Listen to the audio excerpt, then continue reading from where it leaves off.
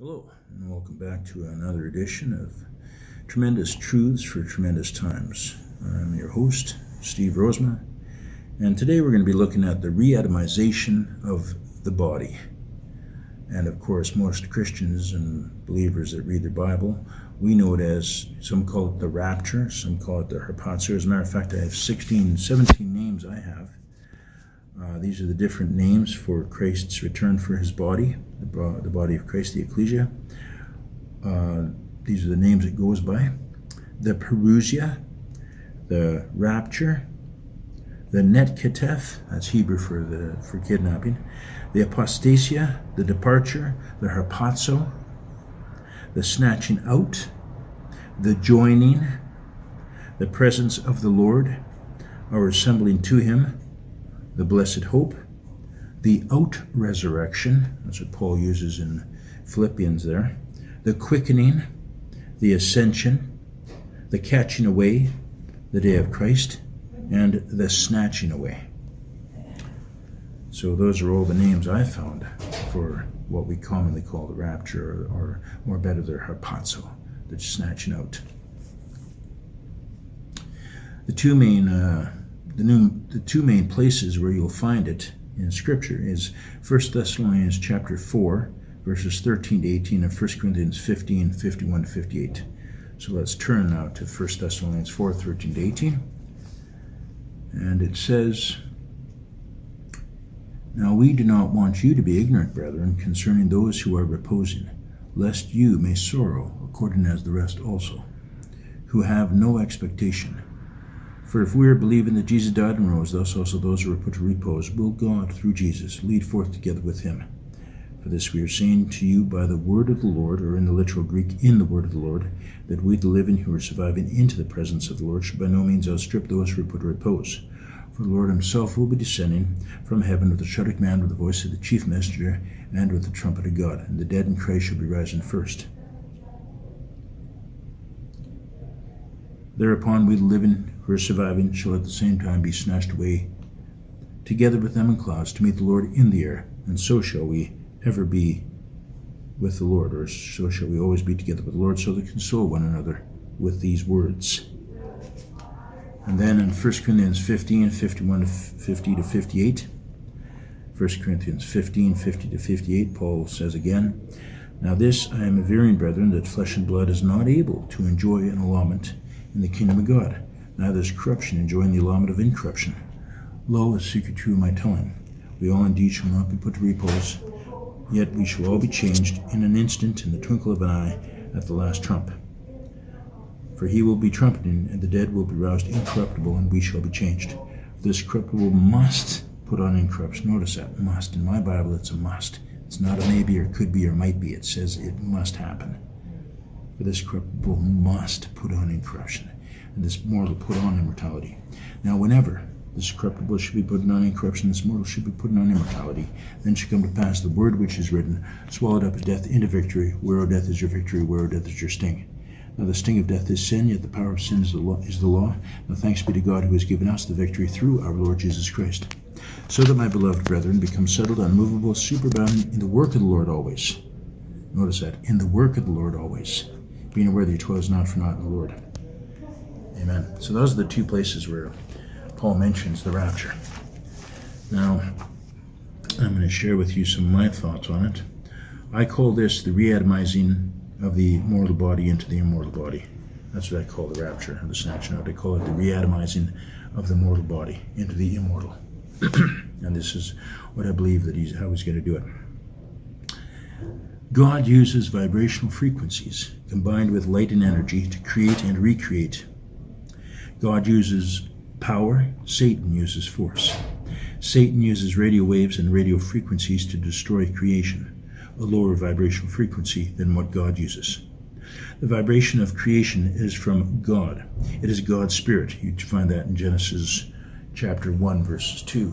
Chapter 3, sorry. Chapter 1, verses 3. I'm just going to turn there real quick. This is a big sword. And it says here, just to prove that, It says here, Genesis chapter 1, verse 3, it says, verse 2, sorry. It says, as for the earth, it came to be a chaos and vacant, and darkness was over the surface of the abyss, and the spirit of Elohim was vibrating over the surface of the waters. I'm going to read that again. And the spirit of Elohim was vibrating over the surface of the waters. The vibration of creation is from God. It is God's spirit. We just read it. The light matter, molecular energy, is the son of his love, Christ. Now I'm going to read Genesis verse 3. And Elohim said, let him become light, and he became light. And Elohim saw the light, that it was good.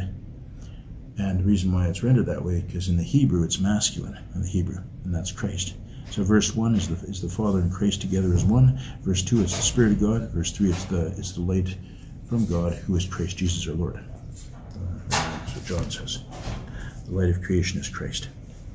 Because natural creation doesn't come until the fourth day. And you read it.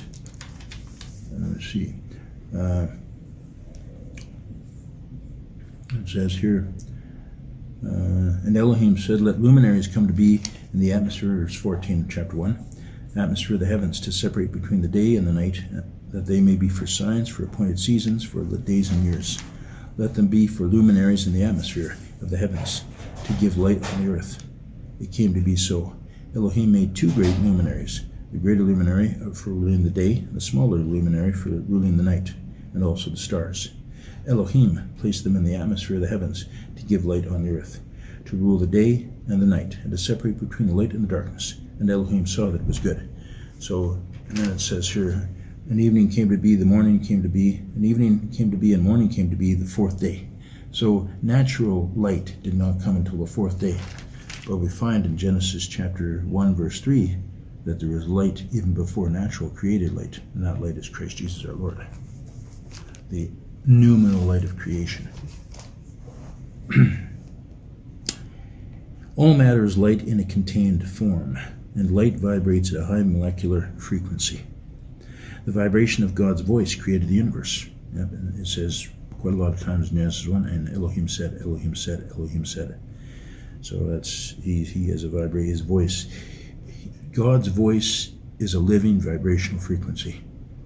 That's the best way I can explain it. It's beyond us. But Christ and the Father are the only two that have that power to be able to speak, and it's done. No one else in the universe has that. When our Lord comes to gather us, his saints, into the air to meet him, he will give a shout of command, and then he will blow the trumpet of God. The vibrational frequency of his voice, especially his shout, will bring the dead in Christ back to life. But more than that, it will change their molecular atomic structure into an immortal body of spirit energy. Antimatter. We call it antimatter. Thus, the re-atomization of the mortal body into the immortal body, and the restructuring of the DNA using his vibrational frequency. So he's going to recreate our DNA, and he's going to change our bodies he's going to reverse the polarity of the atom, and the photons and protons. A mortal body of spirit, energy, antimatter, beyond the reach of death. Also, the saints who are alive will also change from mortal to immortal, matter to antimatter bodies. The polarity of our atoms will be reversed, and the body of Christ will transcend time and space. The trumpet's vibrational frequency will allow us, the saints, to fly upwards to our Lord. We will be caught up in clouds, not just any clouds. We will be covered in Shekinah clouds. We will be like our Lord. We will be immortal, incorruptible sons of God. We will then ascend up and out towards the Empyrean, to the crystalline celestial realms, to take our place with our Lord. We will be beings of light, pure spirit, noumenal light. We will be able to change our vibrational frequency to adapt ourselves to anywhere in the universe. We can appear as multicolored beings of light, or one spectrum at a time, or we can appear as pure white light. With the power of thought, we can transcend space and time. We will also be able to see in all directions at the same time. Also, each of us, as the ecclesia or the outcalled, will be able to create and recreate. We also will communicate with each other in spirit telepathically through our spirits and in our minds. We'll be in communication with each other. I can speak to Rob Weil in the galaxy 789, billions of miles away. I can communicate to him because we'll be one in spirit. I can communicate to Martin Zender, billions of miles away, and say, Martin, let's have a coffee, and boom, he'll be there. I can speak to Michael Eaglebear, billions of miles away, or he can speak to me and say, Steve, let's go to A&W, and I'll be right there. Boom, like that. That's how it's going to be. We'll be able to transcend space and time because of our bodies will be changed from mortal to immortal.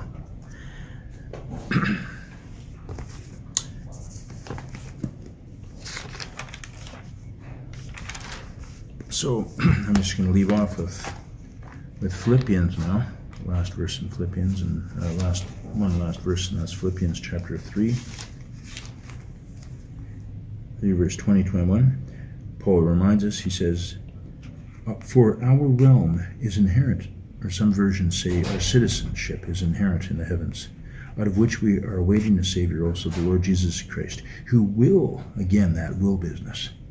And Paul says it must happen, now it says it will happen. So in my concordant version, it's pretty definite. There's no ifs, ands, or buts about it. Who will transfigure the body of our humiliation to conform it to the body of his glory in accord with the operation which enables him even to subject the universe to himself.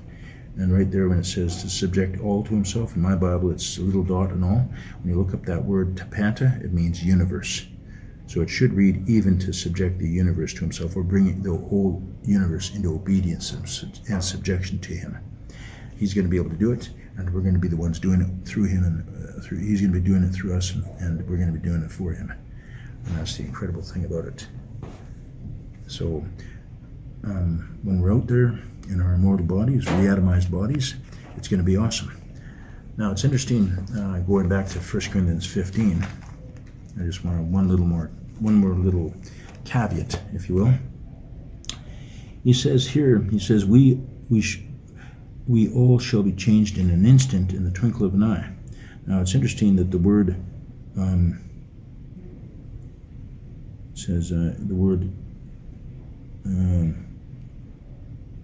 the word instant in the Greek is atomos. Atomos means changing of the atoms.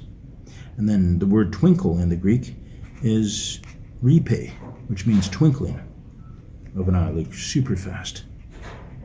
So our atoms will be changed, then we're gone. That's how fast it's going to be. We'll be changed, our atoms will be changed, our molecular structure, from matter to antimatter, from being fleshly to spiritual, and then we're out of here. Boom, like faster than we'll make Superman look slow. He's going to look like a bum next to us. And the real supermen are those that are in Christ. So with that said, I'll leave you with that. May God's grace be with you. And that's what I believe is tremendous. And that's what's going to happen when we get snatched out. We're going to be re-atomized. Our bodies will be re-atomized into immortal bodies through Christ Jesus our Lord, through the trumpet and the shout. And one of these days it will happen. Soon, I believe. Thank you. God bless.